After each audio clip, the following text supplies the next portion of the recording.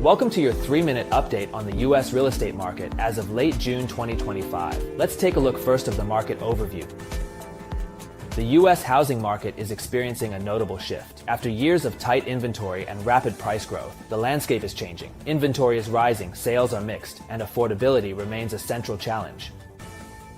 Home sales took a significant hit in May, dropping 13.7% from April and falling over 6% compared to last year. This is the lowest level seen since the pandemic, with the South seeing the steepest declines. In contrast, existing home sales surprised on the upside, ticking up 0.8% in June for the second straight monthly gain, though they remain slightly below last year's pace.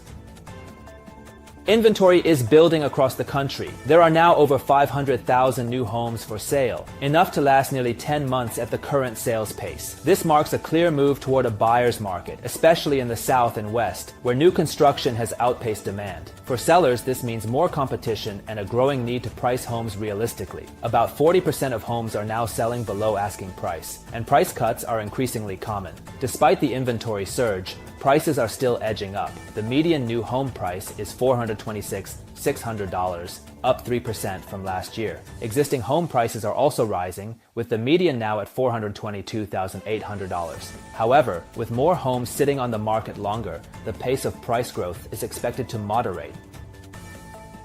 Mortgage rates have dipped slightly but remain high, with the average 30-year fixed rate at 6.76%. This keeps monthly payments elevated and continues to sideline many potential buyers, especially first-timers.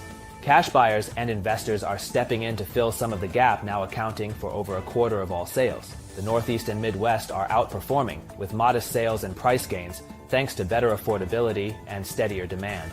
Meanwhile, the South and West are seeing slower sales and more unsold inventory, as higher prices and rapid construction outpace local demand. Buyers now have more options and negotiating power, but high rates still limit affordability. Sellers must adapt to increased competition, price strategically, and be prepared for longer sales cycles. Investors should watch for opportunities in regions where demand is holding up, particularly the Northeast and Midwest. The market's next moves will depend on mortgage rates and broader economic trends. If rates fall, pent-up demand could return. For now, expect a more balanced market, with buyers gaining leverage and sellers needing to adjust to new realities. That's your 3-minute market snapshot. Stay tuned for further updates as the market continues to evolve.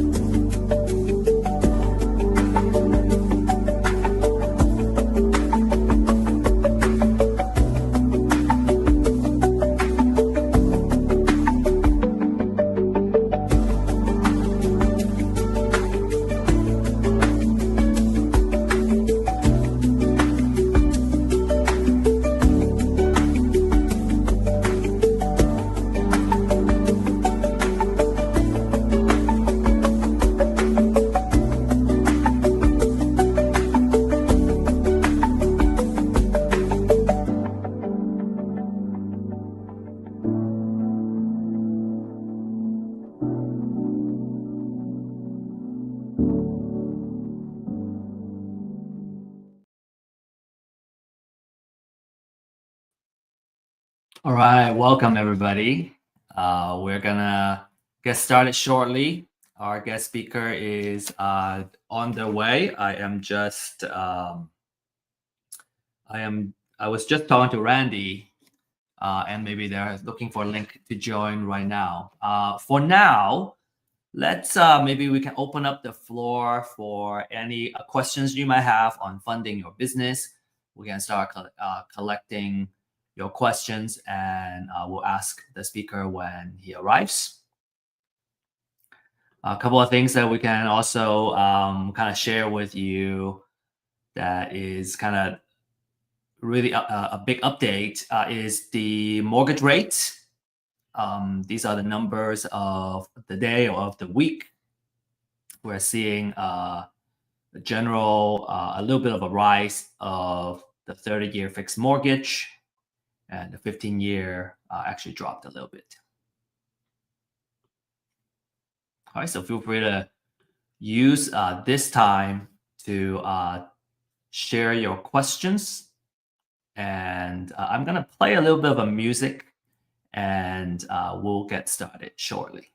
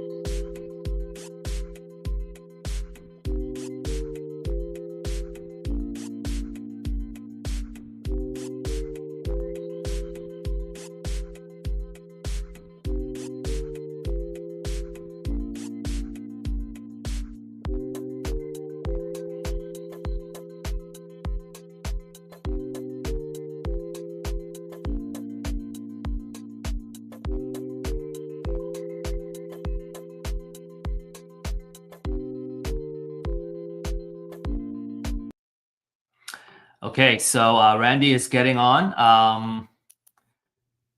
Hi, Sherry. Well, welcome, and thanks for joining us. For those who are also on the call, I want to encourage you to also, like Sherry, leverage the chat and say hi. Questions you have, where are you from? What brought you here? You know, what is there any kind of dying questions, or are you kind of looking for information? Why are you here? Are you looking to start a business or fund your existing business?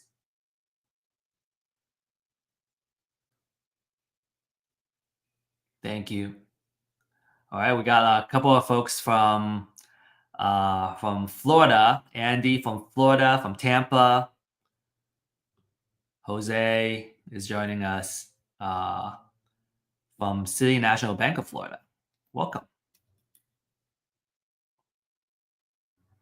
And we have a Dallas investor.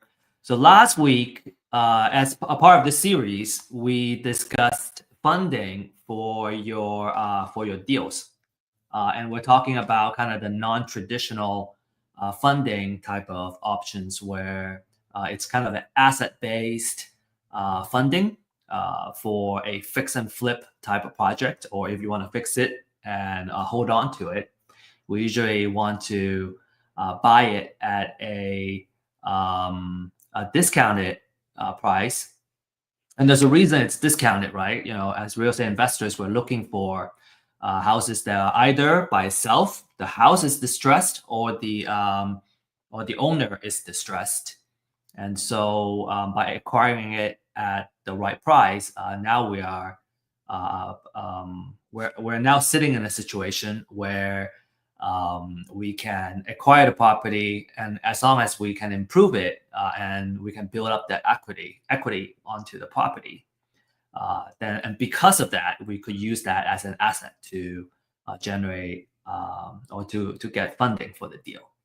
And now today we're going to talk about how we can leverage the different types of capital. And today we're gonna I chat with Randy about half an hour, a little more than half an hour ago. We're gonna dive a little bit deeper into the beginning side of things, such as tapping into the credit and, you know, kind of your personal funding, your circle of influence, before we kind of go into the more advanced side of the capital stack, which is going to be something you need when it comes to the kind of doing the bigger deals, you know, commercial deals and all that, which we'll cover in part 3. So stay tuned for that. Alamencia from Dallas, pursuing a real estate license. That's a great idea. Andy wants to start in wholesaling. Fantastic. Sherry is coming from or calling from Chicago. And we also have Christy. Welcome. Thanks for engaging with us. let me think of some content while we occupy this this type of time, and we also have a couple of questions that we weren't able to answer during last session, and we can probably address some of those as well.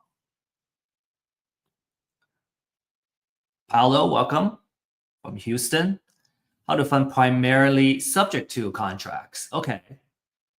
I'm assuming you're looking at probably gap funding type of funds, and so that might be something we can discuss a little bit more. Oh, okay. So let me share this link. If you do have funding needs, you can. I'm going to share on the chat now. We might not be able to address kind of your particular situation on this call, but what I can do, I just share this link here on the chat. If you don't, for whatever reason, you can't see it on our chat channels, let me know. But if you see it, you can go to that link and fill out the form. And for your particular deal situation, we can do a little bit of a deeper dive and make sure that we can address the problem you're trying to solve or the opportunity you're trying to capture.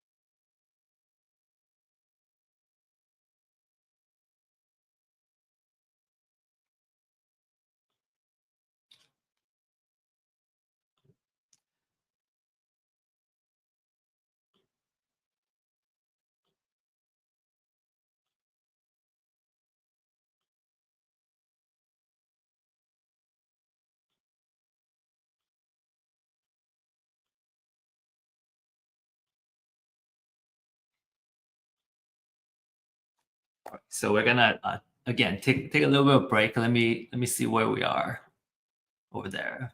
Thank you everybody for waiting, and I assure you it'll be worth it. So I'm gonna play a different kind of music.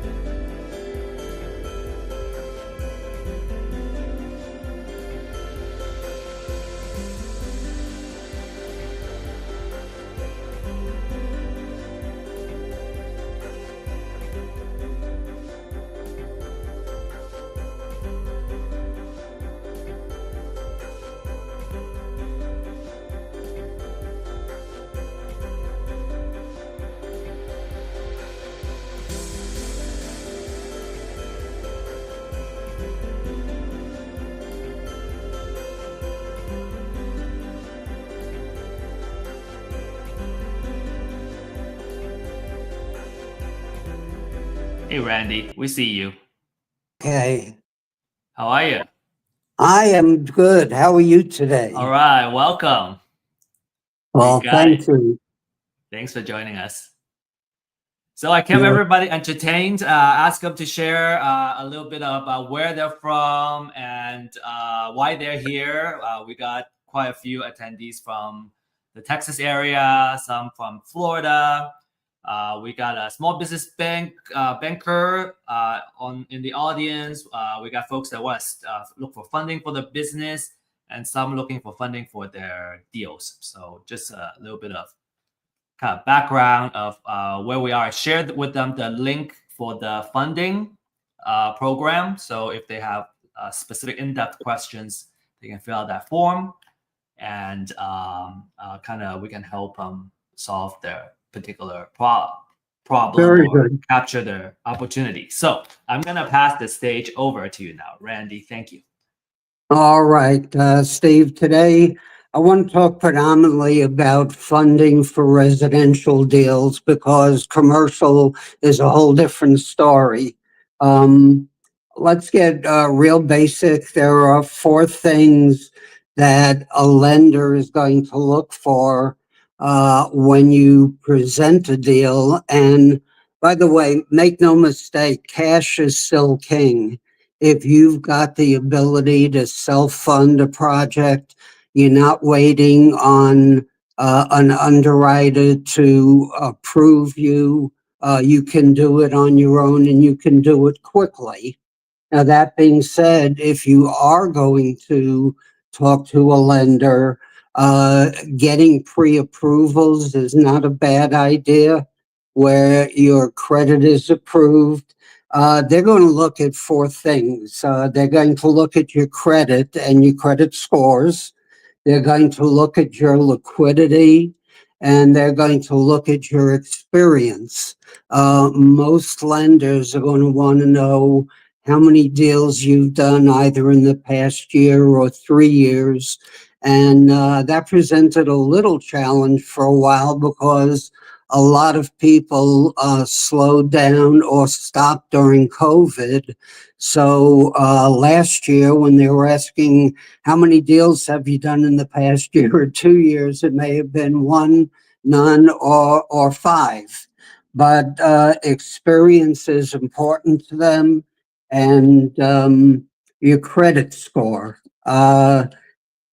Understanding credit is really helpful where it comes to this. There are things that you can do on your own to improve your credit.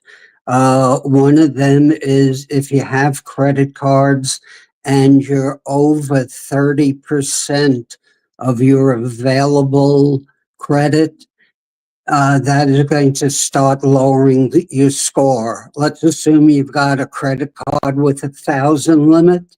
If you're at 300, your score is going to start decreasing a little bit. And the more credit you use on that card, it's going to go down more and more.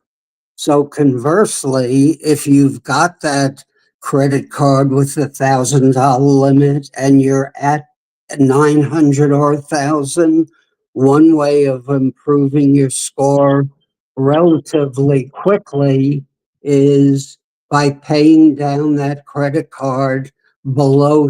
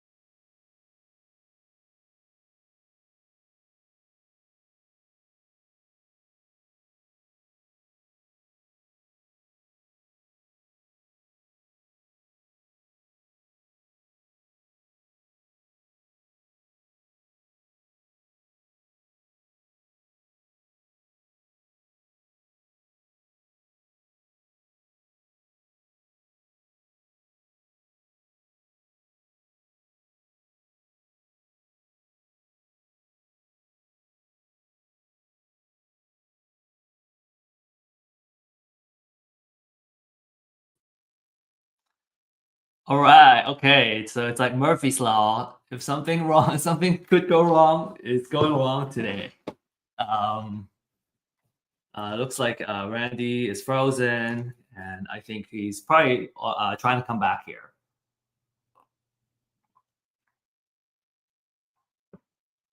For now, let me just, I guess since we're all here, I wanted to share with you this video that we created. And on the funding side, so closing that.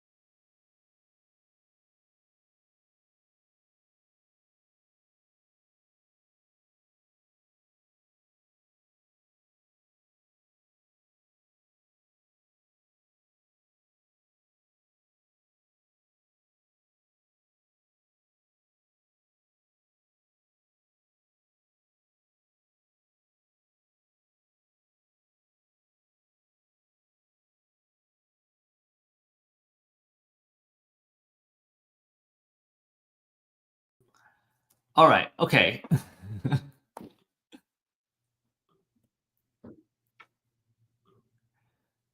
Never mind. Okay, so I apologize on the video, on the audio. You can't hear it. So probably what we have to do is upload it onto this platform in the future so you can watch it.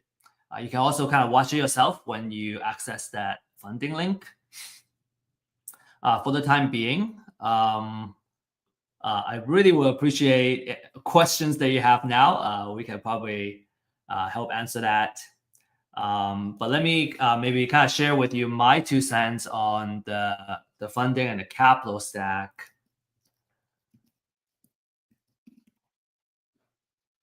Well, the true expert is coming back here.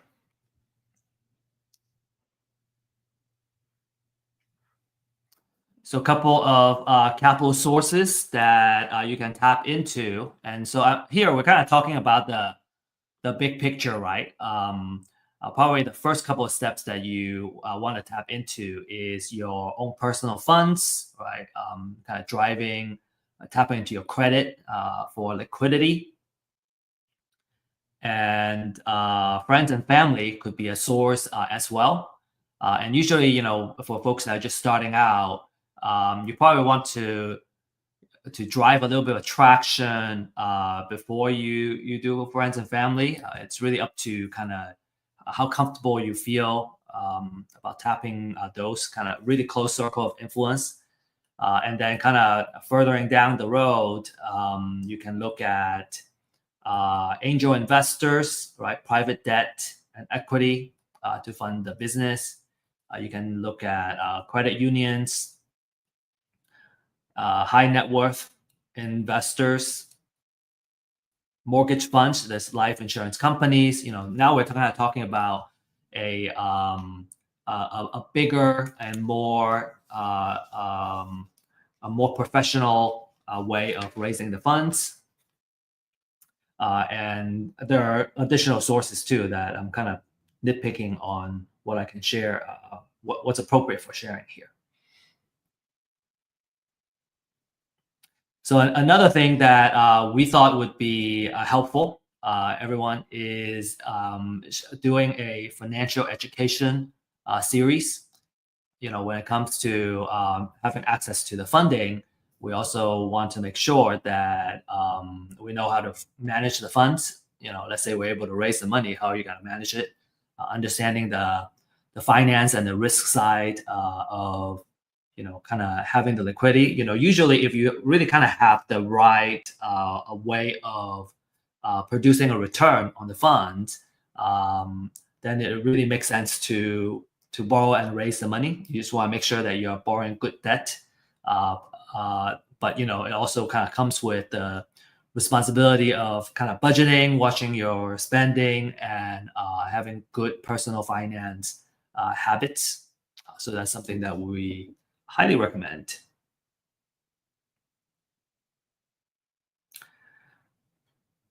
So, all right. Because I'm not the speaker for today, I don't have a lot of content here to keep this going. Let me kind of go back on the music, and then we're gonna look at and see if Randy can join us back today. And if not, we can reschedule for the following week to get this going.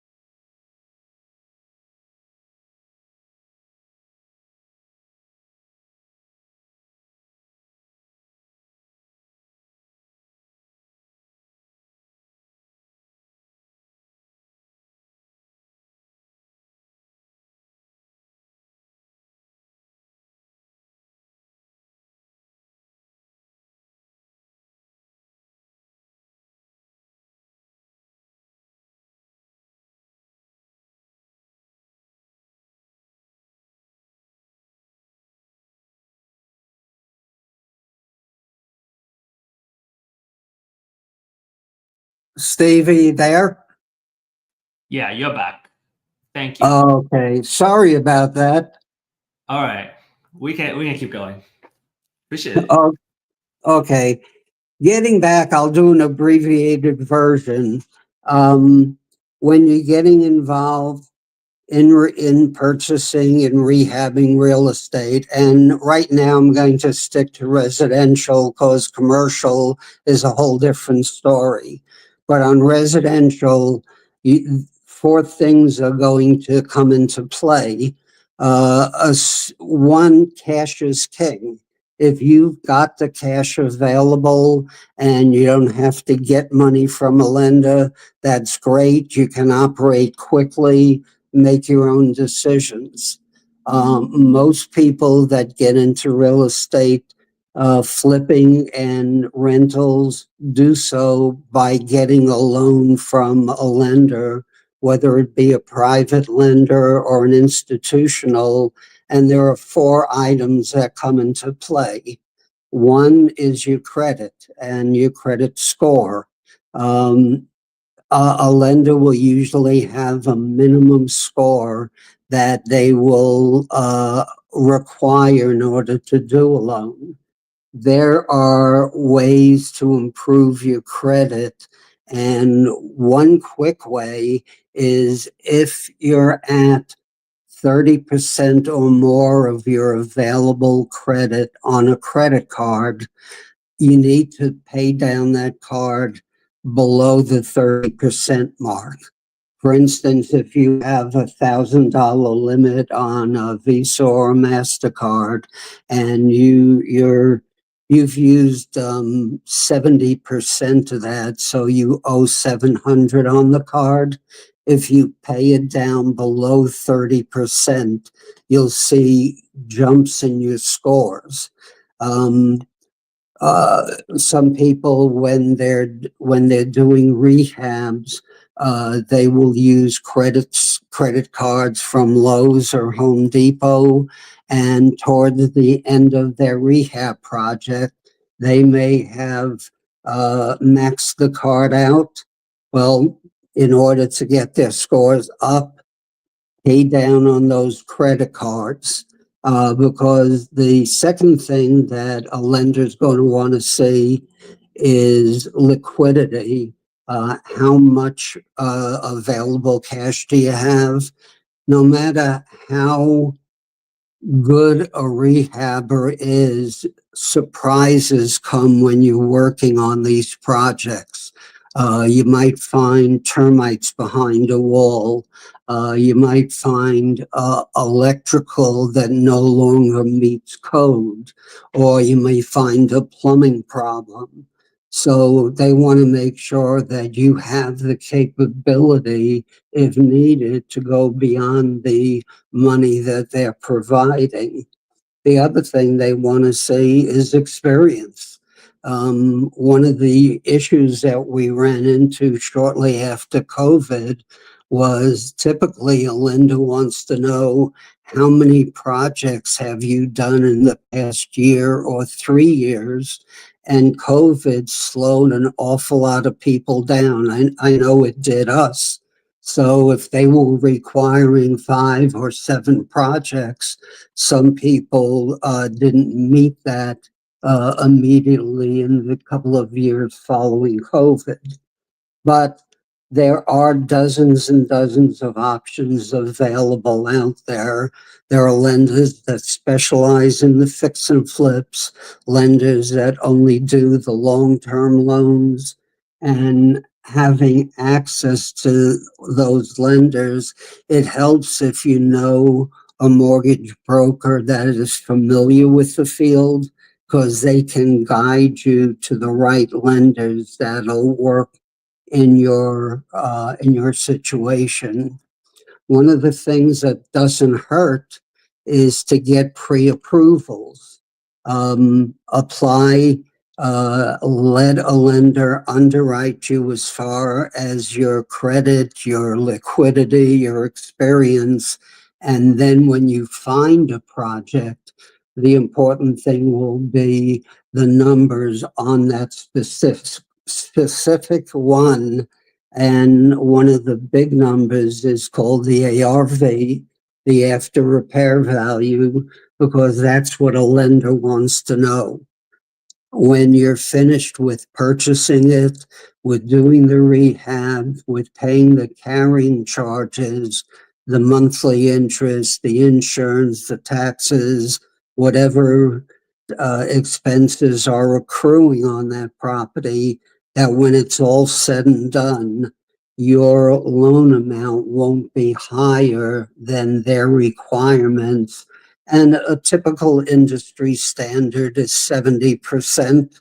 So your purchase price, rehabbing, carrying charges, if it's at 70% or less, the numbers should be good. There are actually some lenders that might go to 75 and a few that might go as high as 80%. Now, one of the things I strongly recommend is attending these meetings in person. Getting to know someone online or over the phone is fine, but you get a much better feel for it when you're standing face to face with somebody. And it's not only that, it's not only reading them, but sharing experiences. We've been doing this flipping and rehabbing since '05. And it is fun to share stories, both good and bad, with people at these meetings. A lot of people that come to these meetings might be vendors that you can use. We've used inspection people. One person that we met, they would come when you bought a house that somebody's lived in for many years and left a whole bunch behind, especially if it's an estate sale. And this company will come, clean out, and haul away all of the stuff that's accumulated over those 40 years of living there. And on top of it, they will donate donatable items, so they're not just tossed in a landfill. So go to these meetings. I encourage you, if you're not comfortable at the very beginning, find somebody that either might mentor you or might partner with you on a deal. And while you can't prevent issues from popping up on every deal, they might save you from getting involved in the wrong deal. The other thing is, some of you may want to be involved as a private lender also. And we are going to be starting a fund that you could either finance a deal for someone or be part of a group that finances a deal for an investor. So if you have an interest in that, please let us know. Steve, if you've got anything to add. No, nothing to add. Okay. Well, can you direct people to where they can ask questions, and we'll get answers for them?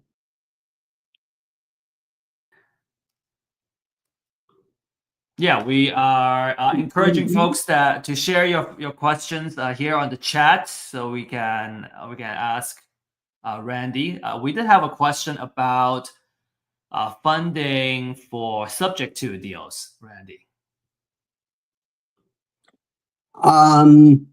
Subject to deals are different.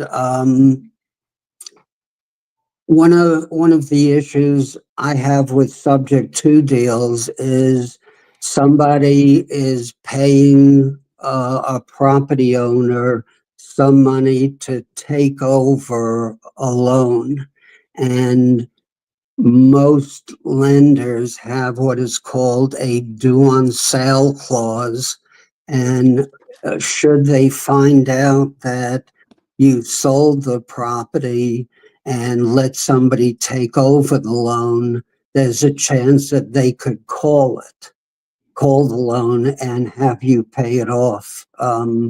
I'm not saying that subject to is a bad way to go. It does have that risk involved in it.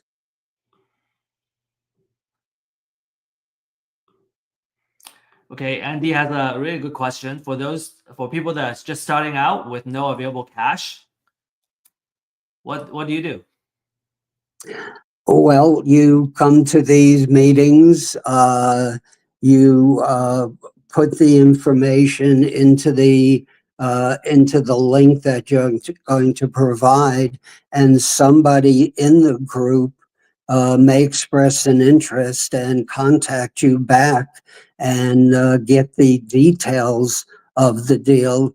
Just because you haven't done one yet and may not have the cash capability to do this one doesn't mean that it's not a good deal.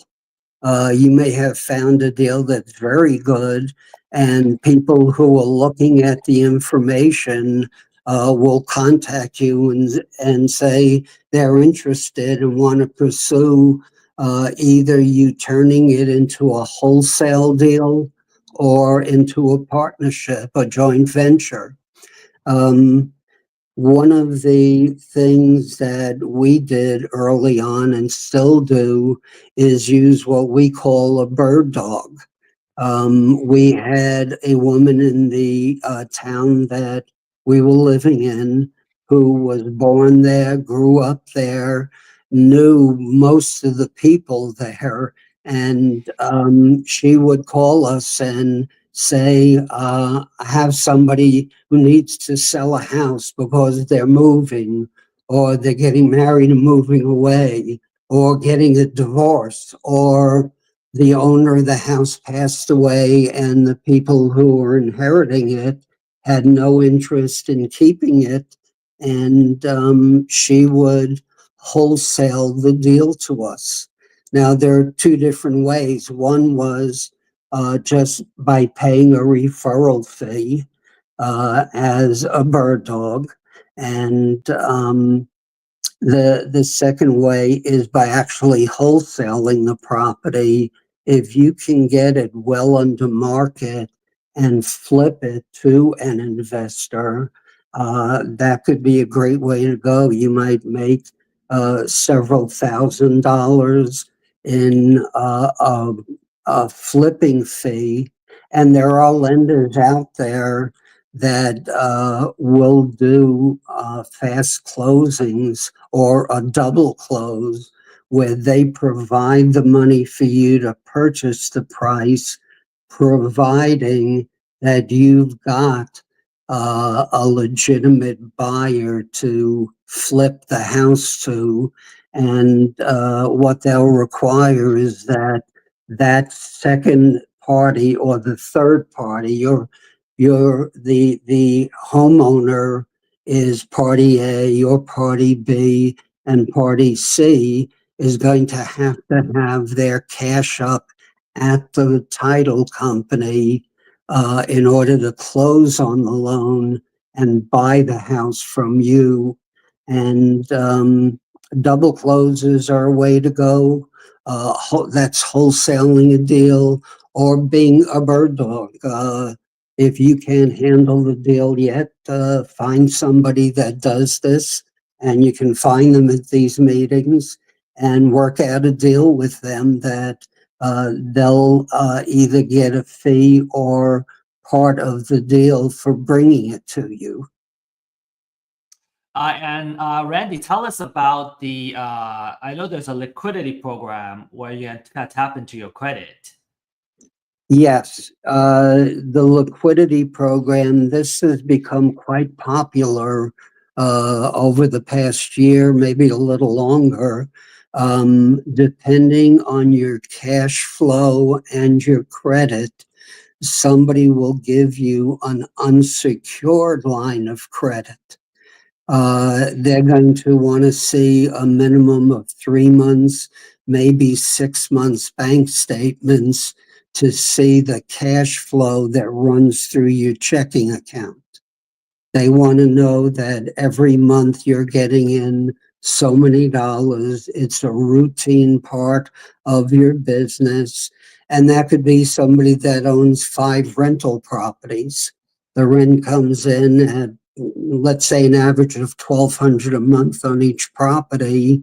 You're looking at decent cash flow, and if your credit scores are good enough, and each company may have their own minimum credit requirement, but they will give you an unsecured line of credit because of your cash flow and the fact that your credit is good. We got a question about finding reputable hard money lenders. to work with, that are willing to work with first-time investors? Actually finding an experienced hard money lender, think of it this way. They're going to be looking at this and think, what if I get this loan back? So they're going to be another set of eyes looking at that deal for you. If they're an experienced hard money lender at these meetings, you can bet that they're knowledgeable about fix and flip, and they're knowledgeable about rental, and having that extra set of eyes on a project is great. And that's why even talking to people at meetings like this is great, because it may not be a private lender. It may just be somebody that's got the experience that you don't have, and they're willing to talk with you. A lot of people at these meetings are very nice. They're there because they're involved in it, and they're also there because they can do things with other people, and they want to see you succeed. I've never run into a people at one of these meetings that wants you to get involved in a deal because they think you can't handle it, and they'll end up picking it up on the cheap. Most of these hard money lenders are going to be very good gauges on whether or not you found a good deal or not. Yeah. And also, I was thinking that in order to participate, right, just kind of going back to Andy's question on kind of starting out, I think the best way to kind of get a ticket to participate in a deal is to find a lead. If you can find somebody who's willing to sell their property, it's either a distressed property or a distressed owner, and we can even help you put it under contract, and that would in and of itself be a way to participate in a deal without needing kind of the capital you need to close that deal, because you're bringing that lead. Steve, definitely, and I would encourage them to get hold of you with the information, because you will know what direction to take it in. So by all means, contact Steve when you hear about something. Like I said, our best bird dog was somebody who lived in a community all her life and pretty much knew everybody. And she would just give us the name and number after she determined that there was interest. She had the guts to do things sometimes that I wouldn't do. She saw somebody walking up the steps to their house, stopped her car, got out and said, "Do you have any interest in selling this house?" And it turned out that he did. And he was not only moving out of state, but his girlfriend was moving out of state. And he gave us her name and number. We ended up doing 2 deals because she just stopped her car in the middle of the street and asked him.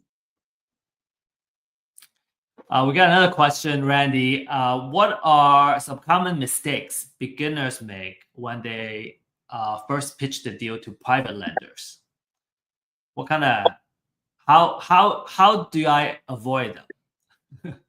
You really can't. And people who attend these meetings or are involved in this industry, they understand that when somebody relatively new brings a deal, that they've really got to scrutinize it well, because you would expect somebody to make a mistake. One thought comes to mind. One of the houses we bought early on happened to be on a block next to a cemetery. The deal was a good deal. The house was a good house. The rehab was reasonable. but we had a lot of comments about, I don't think I want to live, when I walk outside my front door and I see a cemetery. So that's just a matter of experience. Looking at a property is a different story. Somebody who is experienced can look at a property and see a slight sway in the roof and know there are rafter problems, or that roof is going to need to be replaced in a year or two, because when they redid it after the hurricane, and I'm talking about when we lived in the Houston area, after the hurricane, somebody put on a 20-year roof, which means that it might have 12, 15 years, to go. And, Hurricane Ike down there was in 08. And you look at a roof now that may have been replaced due to Hurricane Ike, and you can't expect it to have many years of life left. And somebody new may not recognize that, where somebody experienced can look at it and say, nope, that's a problem. Or, as often happens when when we put a house under contract, there's an option period. And during that period, we get our inspectors in there to look at what is more than superficial. They'll look and see if the electrical is up to code, if the plumbing is up to code, whether or not to expect a roof replacement in the next 3 to 4 years. One of the big issues is foundation work. When we walk into a house, Tamela is very good at walking around and feeling what's beneath the floor, if there is an issue. Recently, we looked at a house, and her comment was, if we put a couch in that living room, it's going to end up sliding across to the opposite wall. That's experience that somebody new might not recognize. So at the beginning, use whatever tools are available. A foundation company, a roofing company, or maybe just an inspector, a licensed inspector who goes around and checks everything. We'll check the roof, the foundation, the electrical, the plumbing, why a light isn't turning on. We've got on a property we changed the cooktop, and the cooktop, the new one, needed a 50 amp breaker, and there's only a 30 amp breaker. That's something that, as a new person, I wouldn't expect you to know, because we didn't know that until the inspector came out and said, your electric has to be upgraded. So use the expertise that you can find at these meetings. And if you connect with somebody that you're comfortable with, maybe get involved in the deal with them. Yeah, and this is also a related question. What are the top 3 cost overruns beginners would usually face in fix and flip? Maybe you kind of already brought it up based on some of the examples you just shared, but yeah, the foundation is the toughest one because it's not visible. I mean, it's rare that you could walk into a house and look at it and say, oh, wow, that this floor is slanting down towards the opposite wall. But roofing is a major cost, but a roof is a lot easier to see because there's evidence of it, and either missing shingles or shingles maybe that are curled. So the 2 major are foundation and roof, but electrical is another. We lived down in Galveston for a while, and we rehabbed some historical homes. and historical in the sense that we couldn't make changes on the outside of the house that didn't match the time period that the house was built. Now, interior, that's not a problem, but knowing what market you're getting into helps. And I encourage people, we generally try and find properties that are within an hour of where we are so that we can keep an eye on the progress. And you don't know when you start making changes. A lot of times we'll look at a house that has an old floor plan. At one time, every room being a separate room, a dining room, a living room, a den, the bedrooms. That was the style. When you were in the kitchen preparing a meal, you didn't see your guests, and there really wasn't much room for them to stand around while you cooked. Now the floor plans are far more open, and we will look at a place and decide early on what, if any, walls have to either come down or maybe be cut down to half walls to allow that communication between somebody in the kitchen and somebody in the dining room.